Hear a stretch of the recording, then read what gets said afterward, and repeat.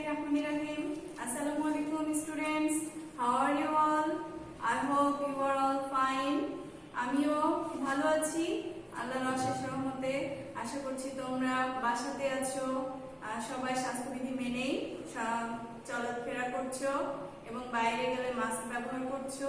এবং যেহেতু শীতকাল প্রায় এসে গেছে, ঠান্ডা সবাইকে খুব তাড়াতাড়ি লেগে যাওয়ার সম্ভাবনা আছে, তাই সবাই গরম পোশাক পরবে এবং হালকা গরম পানি পান করবে। ঠিক আছে, তাহলে আমরা শুরু করি। Welcome to Shimul Memorial north south school and college, Rajshahi.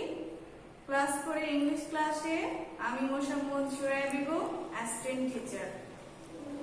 আজকে আমাদের ক্লাসের টপিকস হচ্ছে ইংলিশ গ্রামার এবং রাইট ফর্ম অফ ভার্বস এর উপরে। রাইট ফর্ম অফ ভার্বস তার মানে ভার্বের ফর্মকে আমরা সঠিকভাবে কিভাবে লিখব সেটার রুলস গুলো আজকে আমরা শিখব। প্রথমে দেখে নাও কি আছে, যে প্রেজেন্ট ইনডিফিনিট টেন্সের ক্ষেত্রে সাবজেক্ট যদি থার্ড পারসন এবং সিঙ্গুলার নাম্বার হয় তবে মেন ভার্বের সাথে এস বা ইএস যোগ করতে হয়। এই রুলসটা তোমরা অনেক দিন শিখেছো, তাই না? যখনই ইংলিশের কোশ্চেনের আনসার করতে যাও বা যাই করতে যাও ইংরেজিতে, এই রুলসটা হচ্ছে মেন যে সাবজেক্ট যদি থার্ড পারসন সিঙ্গুলার নাম্বার হয় তাহলে মেন ভার্বের সাথে এস বা ইএস যোগ করতে হয়। ওকে, এই যে subject third person singular number আমরা কোন কোনগুলোর সাথে যোগ করে থাকি খেয়াল করো। এখন আমরা এক্সাম্পলের মাধ্যমে দেখব। যেমন দেখো, Ratan walk slowly. Ratan walk slowly আমরা জানি প্রেজেন্ট ইনডিফিনিট টেন্সে কি বলে, চিরন্তন সত্য, তারপরে অভ্যাসগত কর্ম, দৈনন্দিন কাজ, এগুলোকে প্রেজেন্ট ইনডিফিনিট টেন্স বলা হয়, তাই না? তাহলে আমরা যদি এই রকম সেন্টেন্স গুলো পাই তাহলে সেই সেন্টেন্সের ভার্বগুলোর সাথে এস বা ইএস যোগ করব। যেমন রতন ওয়াক স্লোলি, রতন কি ধীরে ধীরে হাঁটে, এটা হচ্ছে প্রেজেন্ট ইনডিফিনিট টেন্স। এটাকে আমরা যখন রাইট ফর্ম অফ ভার্বস এ লিখব তখন রতন ওয়াকস স্লোলি হয়ে যাবে, কেননা রতন হচ্ছে থার্ড পারসন সিঙ্গুলার নাম্বার, এই জন্য ওয়াকের সঙ্গে এস যুক্ত হয়েছে। তাহলে আমরা এখানে রাইট ফর্ম অফ ভার্বস টা শিখে গেলাম যে কেন ওয়াক থেকে ওয়াকস হলো, তাই না? সবাই আশা করি বুঝতে পারছো। এরপরে আমরা আরেকটি রুলসে চলে যাব, যেটা বললাম একটু আগে, চিরন্তন সত্য অভ্যাসগত কর্ম বোঝালেও প্রেজেন্ট ইনডিফিনিট টেন্স হয় এবং এটির এক্সাম্পল খেয়াল করো, the earth to move round the sun.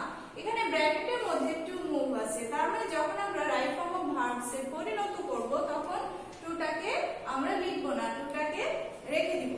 ঠিক আছে, তাহলে তার আনসার কি হবে? দ্য আর্থ যেহেতু থার্ড পারসন এবং সিঙ্গুলার নাম্বার এবং এক ও অদ্বিতীয়, পৃথিবী হচ্ছে কি একটি এবং অদ্বিতীয়, মানে দ্বিতীয় কোনো রূপ নেই পৃথিবী, এই জন্য এক্ষেত্রেও আমরা ধরবো এটা প্রেজেন্ট ইনডিফিনিট টেন্স এবং ভার্ব যখন লিখবো তখন আমরা এস অথবা ইএস যুক্ত করব। অলরেডি যেহেতু এখানে মুভের সঙ্গে ই আছে তাহলে আমরা শুধুমাত্র যখন আনসার করব তখন শুধু এস যুক্ত করব, তখন আর ই এক্সট্রা লেখার দরকার নেই, ডাবল ই করার দরকার নেই। ওকে, তাহলে কি হচ্ছে, the earth moves round the sun.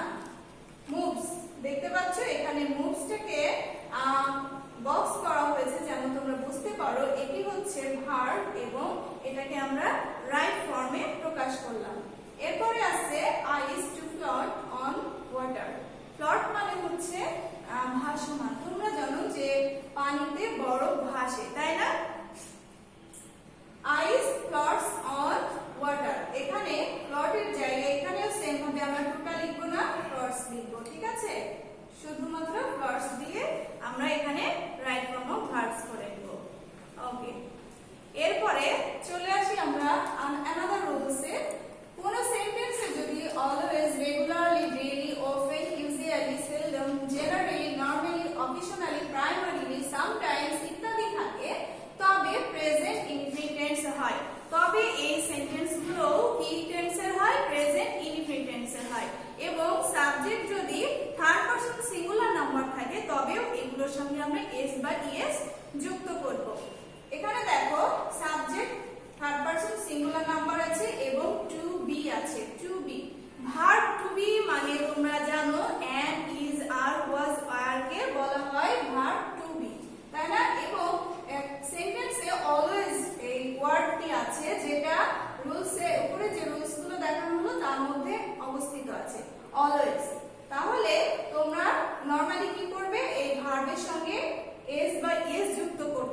যদি সেই ভার্বটি কি থাকে, মেন ভার্ব থাকে। বাট এখানে যেহেতু অক্সিলারি ভার্ব আছে, তাহলে এখানে তোমাদের am is are যেহেতু প্রেজেন্ট টেন্সের মধ্যে থাকে এবং সেইটার মধ্যে একটি বসাতে হবে।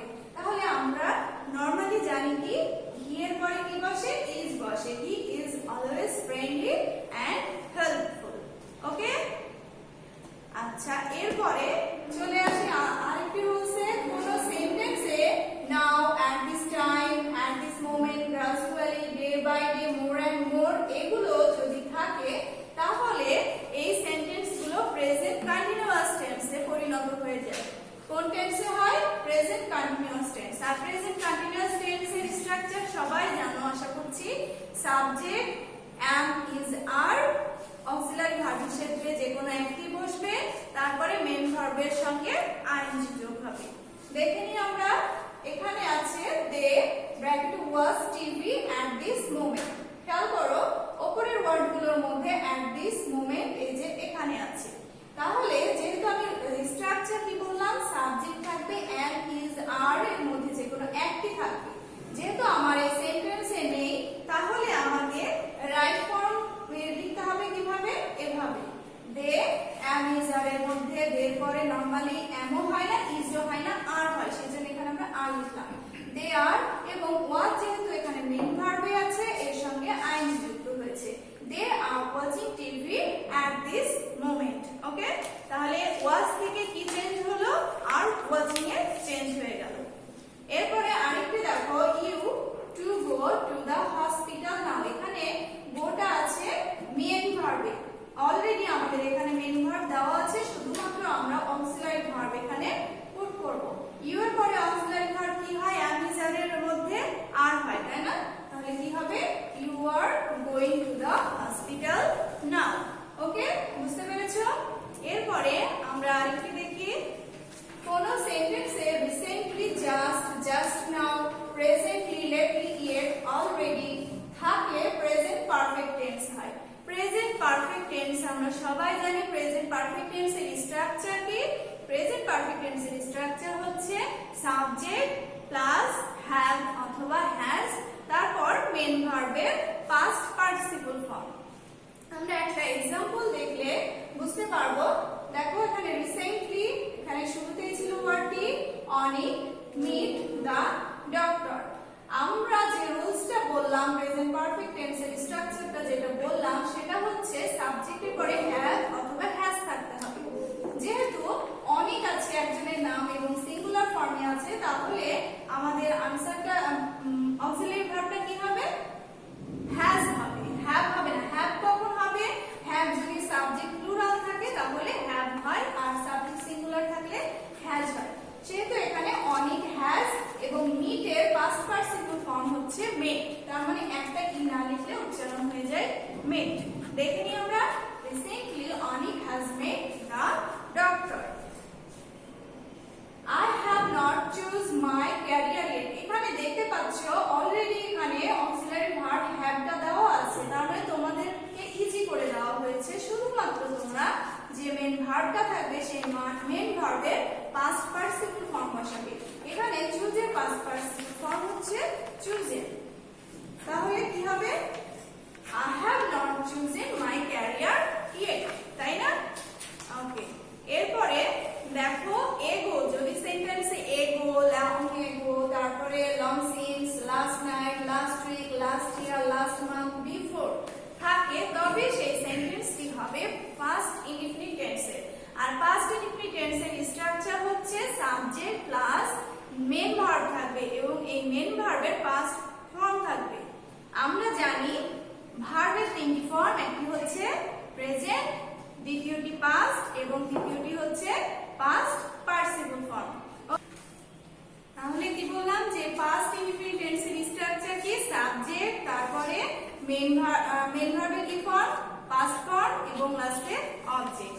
আমরা एग्जांपलের মাধ্যমে দেখে নিই। দেখো এই যে সাবজেক্ট আছে, ভার্ব আছে, যেটার আমাকে এখন পাস্ট ফর্মে রূপান্তর করতে হবে এবং লাস্ট নাইট আমার রুলস অনুযায়ী এই ফর্মে অবজেক্ট হিসেবে বসেছে। দেখো কি হয়েছে, কামের পাস্ট ফর্ম কি হয়েছে, came. Ratan came last night. Okay, আরেকটি দেখো, আই সি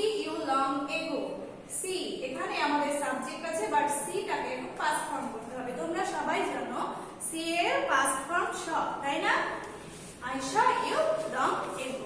Okay. এরপরে সেন্টেন্সে যদি can, could, may, might, shall, should, will, would, must, have to, has to, had better এই সকল অক্সিলারি ভার্ব যদি থাকে তাহলে এই ভার্বগুলোর পরে যে মূল ভার্ব থাকে সেটার প্রেজেন্ট ফর্ম বসে। এক কথায় যদি তোমার প্রশ্নতে প্রেজেন্ট ফর্ম অলরেডি থাকে সেটাই বসাবে, বাট যদি প্রেজেন্ট ফর্ম রূপে না থেকে পাস্ট ফর্ম বা পাস্ট পার্টিসিপল ফর্মে থাকে যে তোমাদেরকে কি কনফিউজ করার জন্য, তাহলে তখন তোমরা খুঁজে বের করবে এবং বের করে তোমরা প্রেজেন্ট ফর্মটা লিখবে। এখানে যেমন দেওয়া আছে you had better to sleep now. Sleep, এখানে স্লিপ যেহেতু প্রেজেন্ট ফর্মে আছে তাহলে তোমরা এখানে স্লিপি কথাটা লিখে দিবে, you had better sleep now. এবং আই শুড টেক আছে টেক হার টু হসপিটাল, এই টেকটা টেক ফর্মেই থেকে যাবে, তার মানে প্রেজেন্ট ফর্মেই থেকে যাবে, I should take her to hospital. Okay, এরপরে দেখো হ্যাভ, হ্যাজ, হ্যাড এদের পরে যে মূল ভার্ব থাকে সেই মূল ভার্বটির পাস্ট পার্টিসিপল ফর্ম বসে। আমরা একটু আগে বললাম যে হ্যাভ, হ্যাজ যদি থাকে তাহলে ভার্বের পাস্ট পার্টিসিপল ফর্ম বসে, তাই না? এখানে আরেকটু ইনক্লুড হয়েছে কি, হ্যাড কথাটা ইনক্লুড হয়েছে, যে হ্যাড থাকলেও কি হয় ভার্বের পাস্ট পার্টিসিপল ফর্ম বসে। যেমন Mita has asked the question, এখানে হ্যাজ দেওয়াই আছে, তোমাকে আস্কটার পাস্ট পার্টিসিপল ফর্ম করতে হবে। আস্কের পাস্ট পার্টিসিপল ফর্ম হচ্ছে আস্কড, তাহলে দেখে নাও মিতা হ্যাজ আস্কড দ্য কি কোয়েশ্চন, আস্কটার তোমার কারেক্ট ফর্মে বসানো হয়েছে এখানে। এবং they have forget about the time, forget, forget এর পাস্ট ফর্ম কি হচ্ছে, সরি পাস্ট পার্টিসিপল ফর্ম হচ্ছে ফরগটেন। ওকে, টু এর পরে ভার্বের প্রেজেন্ট ফর্ম বসে। যদি আমরা সেন্টেন্সের ভার্বের আগে টু দেখি তাহলে সেই সেন্টেন্সের ভার্বটিও মেন ভার্বেই হবে, প্রেজেন্ট ফর্ম মানে মেন ভার্বে থেকে যাবে। যেমন do you want to see what I have in the box, do you want to see what I have in the box, যেটা আছে সেটাই থেকে গেল, সিতেই পরিণত হয়ে গেল। ওকে, তারপর I want to buy a pen, এখানেও সেম, টু এর পরে যে ভার্বটা থাকবে সেটার মেইন ফর্ম বসবে, এখানে বাই হচ্ছে মেইন ফর্ম, সো এখানে বাই বসে গেছে। এবার চলে আসছি আমরা ডাব্লিউএইচ কোশ্চেনে। আমাদের রাইট ফর্ম অফ ভার্বস এর রুলস গুলো তোমরা দেখলে ভালো মতো তোমরা প্র্যাকটিস করবে। এরপরে ডাব্লিউএইচ কোশ্চেনে চলে আসছি। ডাব্লিউএইচ কোশ্চেন নাম্বার প্রথমে যেটা আছে সেটা কি আছে, the lion was very cruel, lion মানে সিংহটি খুব হিংস্র। তাহলে এ থেকে প্রশ্নটা কেমন হতে পারে, কেমন, তাই না? লায়নটি কেমন, তাহলে হাউ দিয়ে প্রশ্ন করব আমরা, how was the lion, how was the lion. এখানে ওয়াজ কেন বসলো, যেহেতু সেন্টেন্সটিতে অক্সিলারি ভার্ব ওয়াজ আছে সেই জন্য এখানে ওয়াজ বসেছে। যদি ইজ থাকতো তাহলে ইজ বসতো। পূর্বে আমরা এরকম অনেক ডাব্লিউএইচ কোশ্চেন করেছি যেখানে ইজ ছিল, তাই না? এরপরে milk is good for health, এটিকে যখন আমরা ডাব্লিউএইচ কোশ্চেনে করব তখন কোশ্চেন হবে হু দিয়ে, মানে হু বা হোয়াট দিয়ে, তাই না? এখানে আমরা হোয়াট দিব, হু দিব পার্সনের ক্ষেত্রে, আর ম্যাটেরিয়ালস বোঝালে আমরা হোয়াট ইউজ করব। What is good for health. My mother has a wonderful garden. My mother, এখানে যেহেতু পার্সন বোঝাচ্ছে এখন আমরা এখানে হু দিয়ে বলবো যে who has a wonderful garden. They visited the museum. মিউজিয়ামে তারা বেড়াতে বেরিয়েছিল, তাই না? তাহলে কোথায় বেড়াতে বেরিয়েছিল, কোথায়? Her did they visit, এখানে সেন্টেন্সের মধ্যে কোথাও খেয়াল করো ডিড কথাটা নেই, তাহলে আমরা ডিডটা পেলাম কোথায়? যেহেতু এটি একটি পাস্ট ইনডিফিনিট টেন্স এবং পাস্ট ইনডিফিনিট টেন্সকে যখন কোশ্চেন করা হয় তখন অক্সিলারি ভার্ব পুট করতে হয়। এখানে অক্সিলারি ভার্ব নেই, সেজন্য আমরা ডু ডাজ ডিড এর মধ্যে ডিডটাকে বেছে নিই, কারণ পাস্ট টেন্স বোঝালে ডিড ব্যবহার করতে হয়। সেইজন্য এখানে হায়ার পরে ডিড ব্যবহৃত হয়েছে এবং দে পরে ভিজিটেডটা আবার প্রেজেন্ট ফর্মে চলে এসেছে, ভিজিট হয়ে গেছে। তারপর in the evening he watches TV. He watches TV. কখন? সন্ধ্যার সময়। তাহলে when দিয়ে প্রশ্ন করতে হবে। when এখানেও সেম কোনো অক্সিলারি ভার্ব নেই, তাহলে নিয়ে আসতে হবে যে he এর পরে does বসে আমরা নরমালি, তাহলে does নিয়ে আসতে হবে। when does he watch TV? Instructions মানে নির্দেশনা about keeping good health, ভালো স্বাস্থ্য রাখতে হবে কিভাবে সেই সম্পর্কে আমরা ইনস্ট্রাকশন দেখে নিব। প্রথমে take a bath every day, আমাদেরকে গুড হেলথের জন্য প্রতিদিন গোসল করতে হবে। Cut your nails in every week, প্রতিদিন এভরি উইক প্রতি সপ্তাহে কি করতে হবে? হাতের নখ কাটতে হবে। ওয়্যার ক্লিন ক্লথস, পরিষ্কার কাপড় পরতে হবে। এবং wash your hands before your meals and after using toilet, toilet মানে পায়খানা থেকে বের হওয়ার পরে এবং খাওয়ার আগে হাত ধুতে হবে। Do some physical exercise daily, প্রতিদিন কিছু দৈহিক ব্যায়াম করতে হবে। এরপরে কোশ্চেন কি আছে? What should you take everyday, what should you take everyday, প্রতিদিন কি করা উচিত? আমরা দেখলাম যে এভরিডে বাথ, গোসল করা উচিত, টেক এ বাথ, তাই না? তাহলে এখানে আনসারটা কি হবে? I should take a bath everyday, আমি প্রতিদিন কি করব? গোসল করব। Why will you wash your hands before meal and after using toilet? আমরা যে বললাম যে খাবার আগে এবং পায়খানা থেকে টয়লেট থেকে বের হয়ে আসার পরে হাত ধুতে হবে, কেন? Why will you wash, কেন হাত ধুবে? এই কারণে ধুবে to keep the body fit রাখার জন্য and free from germs, এবং জীবাণু থেকে মুক্ত থাকার জন্য বা জীবাণু থেকে রক্ষা পাওয়ার জন্য। How will you keep your health good? তুমি তোমার যে স্বাস্থ্যটা সেটা কিভাবে ভালো রাখবে? কিভাবে? I will keep my health good by taking bath every day, cutting my nails every week, wearing clean clothes, washing my hands before meal and after using toilet. Finally, I do some physical exercise daily. Okay? এই instruction গুলো follow করলে আমাদের হেলথটা good থাকবে। তারপরে filling the blanks চলে আসলাম আমরা। Filling the blanks এখানে সামারের কথা বলছে যে in the summer the sun rises at around, মানে তোমরা এখন বুঝতে পারবে যে এখন উইন্টার, শীতকাল পড়েছে, এখন তোমাদের সূর্যটা কখন ওঠে এবং সূর্যটা কখন ডোবে, তাই না? খুব দেরিতে সূর্যটা ওঠে আমরা সকালে খেয়াল করি এবং খুব তাড়াতাড়ি সূর্যটা ডুবে যায়। কিন্তু গ্রীষ্মকালে কি এমন ছিল? এমন ছিল না। গ্রীষ্মকালে খুব তাড়াতাড়ি সূর্য উঠত এবং খুব দেরিতে সূর্যটা ডুবে যেত। এটারই আজকে আমরা জানবো যে গ্রীষ্মকাল এবং উইন্টারে কখন সূর্য ওঠে এবং কখন সূর্য ডোবে। ইন দ্য সামার, গ্রীষ্মকালে the sun rises at around কয়টার সময়? 5:30, মানে 5:30টার সময়, সকাল 5:30টার সময় সূর্য ওঠে and sets at around 7, এবং 7টার সময় সূর্য ডুবে যায়। ইন দ্য উইন্টার, শীতকালে the sun rises at around, উঠে কয়টার সময়? 6:30 am, যেটা বললাম শীতকালে দেরিতে সূর্য ওঠে, and sets at around, এবং ডুবে যায় কখন? 6 pm, 6টার সময়। But my school always starts at, কিন্তু আমার স্কুল কয়টার সময় শুরু হয়? 10টার সময়, সেটা সামারেও এবং উইন্টারে। It has no summer and winter, এটার কোনো শীতকালও নাই আবার কোনো গ্রীষ্মকালও নাই। বুঝতে পেরেছো? তার মানে বোঝাচ্ছে যে সূর্য কখন উঠলো কখন ডুবলো সেটা তার স্কুলের সঙ্গে কোনো ম্যাচিং নাই, তার একই টাইমে